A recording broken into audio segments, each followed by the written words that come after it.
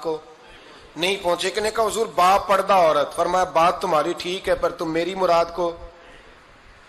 حضرت علی کہتے ہیں بیٹھا میں بھی تھا بیچ، لیکن میں بھی مراد کو سمجھ نہیں پا رہا تھا، حالانکہ شہر علم کے دروازے کا نام مولا علی ہے.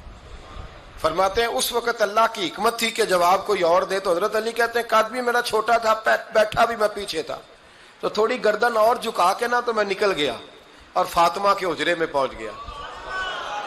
تو میں نے کہا فاطمہ حضور نے ایک سوال پوچھا ہے تو صحابہ جواب دے رہے ہیں، پر حضور کہتے ہیں تم میری مراد کو نہیں پہنچے، ذرا جلدی سے جواب نہیں دیتی. تو خاتون جنت داس پڑی، فرمانے لگی میں جواب دوں؟ آپ کو بھی کہا ہاں دیں جواب کا. کیا؟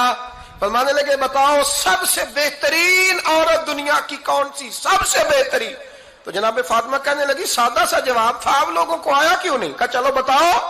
جناب فاطمہ فرمانے لگی دنیا کی سب سے بہترین بیوی وہ ہے جس کو نہ کبھی غیر محرم نے دیکھا ہو، اور اگلے لفظوں پہ غور کرنا، نہ کبھی غیر محرم نے اسے دیکھا ہو اور نہ اس بی بی نے کبھی کو غیر محرم دیکھا ہو. یہ کوئی پردہ نہیں کہ بی بی کہتی ہے جناب میں تو چہرہ ڈھانپ کے نکلی تھی، باقی میں دکاندار سب سے بات چیت کر آئی، سب کے چہرے دیکھ آئی. حضرت فاطمہ نے بتایا کہ تیری آنکھوں کا بھی پردہ ہے. اور وہ روایت وہاں الگ موجود ہے کہ حضور نے حضرت عائشہ صدیقہ ام سلمہ سے کہا کہ عبداللہ ابن مکتوم نابینا آیا تو پردہ کرو. تو یہ نابینا اس سے پہلے سیرت نگاروں نے لکھا ہے کہ ایک دن یہ اس سے پہلے حضرت فاطمہ کے گھر چلے گئے حضور کے ساتھ. تو نبی کریم علیہ السلام نے جب ان کو لے کے حضور داخل ہوئے تو جناب فاطمہ نے آنکھیں جھکا لی، پردہ کر لیا. تو حضور نے فرمایا بیٹی وہ تو نابینا ہے. تو عرض کرنے لگی حضور مجھے تو نظر آ رہا ہے نا.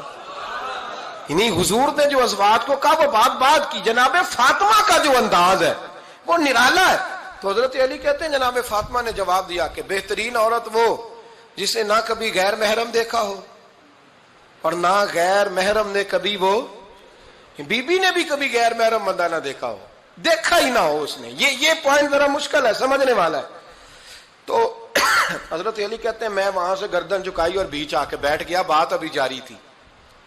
حضور نے فرمایا آتا ہے کسی کو جواب؟ تو کہتے ہیں میں نے ہاتھ کھڑا کیا، میں نے کو حضور آتا ہے. تو حضور مسکرا پڑے، فرمایا چل بتا. میں نے عرض کی حضور بہترین عورت وہ ہے کہ نہ کبھی اسے غیر محرم نے دیکھا ہو نہ اس نے کبھی غیر محرم دیکھا ہو. تو حضرت علی کہتے ہیں شاباش مجھے ملنی چاہیے تھی نا. حضور مسکرا پڑے، کہنے لگے میں نے تو پہلے ہی کہا ہے فاطمہ تو بدعت منی، فاطمہ میرے جگر کا ٹکڑا ہے، میں نے تو بڑا پہلے کہہ دیا ہے. تو کہتے ہیں صحابہ میری طرف دیکھنے لگے کہ یہ تو تعریف فاطمہ کی ہونے لگ گئی ہے. تو میں نے کہا کیا کریں؟ اس محبوب کو بتایا ہے جس کے لیے اللہ نے کوئی پردہ رکھا ہی نہیں، سارے پردے کھول دیے. حضرت فاطمہ کے وصال کا وقت آیا، انتقال کا. تو حضرت اسماء بنت امیس کو بلایا اور بلا کے فرمانے لگی تو مجھے غسل دینا اور سوائے میرے شوہر مولا علی کے کسی اور سے مدد بھی نہ لینا. اور فرمانے لگی میں نے حبشہ کے بارے میں سنا ہے کہ وہاں جب بیویوں کا جنازہ اٹھتا تھا تو وہ لوگ چارپائی کے اوپر یوں کر کے اس طرح کر کے لکڑیاں لگاتے تھے، نیچے باندھ لیتے تھے اور لکڑی میں لچک ہو تو اوپر جا کے پھر اس کو باندھ دیتے تھے تو پردہ بن جاتا تھا.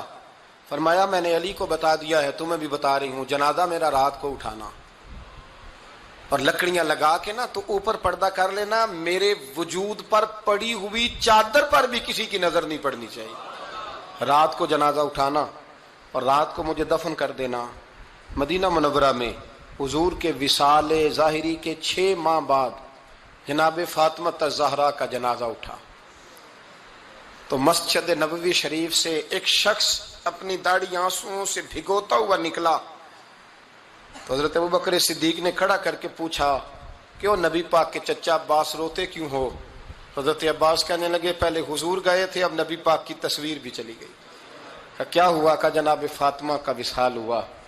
پھر سے ایک دفعہ مدینے میں رات آئی، پھر سے شام ہوئی، پھر سے جنازہ اٹھا. شیر خدا علی المرتضی رضی اللہ تعالیٰ عنہ نے، حضرت عباس نے، حضرت قسم الدین عباس نے، حضرت عبداللہ ابن عباس نے تدفین سے فارغ ہوئے. ایک روایت ہے کہ حضرت عباس نے جنازہ پڑھایا اور ایک مستند روایت ہے کہ حضرت ابوبکر صدیق نے جنازہ پڑھایا. اور جب جنازہ پڑھا کر کے باہر نکلے تو حضرت علی شیر خدا کی آنکھوں میں آنسو تھے. اتنے کالی روتے کیوں ہو؟ فرمانے لگے صرف فاطمہ نہیں گئی، مصطفیٰ کریم کی امت کے لیے دعائیں کرنے والا ایک بڑا ہاتھ رخصت ہوا ہے، ایک بڑا ہاتھ۔ جناب فاطمہ الزہرا نے 29 سال کی عمر مبارک گزاری۔ میں نے پہلے بھی ایک دفعہ یہ موضوع بیان کیا تھا تو میں نے بات کر دی تھی، کیونکہ میں نے نہیں کی، وہ بات کسی اور کی ہے، کرنی بڑی ضروری ہے۔ علامہ اقبال کہنے لگے، اسرار بے خودی میں لکھنے لگے کہ فاطمہ جو تو نے کیا ہے وہ کوئی نہیں کر سکتا۔ اقبال کہنے لگے فاطمہ جب تجھے دیکھتا ہوں نا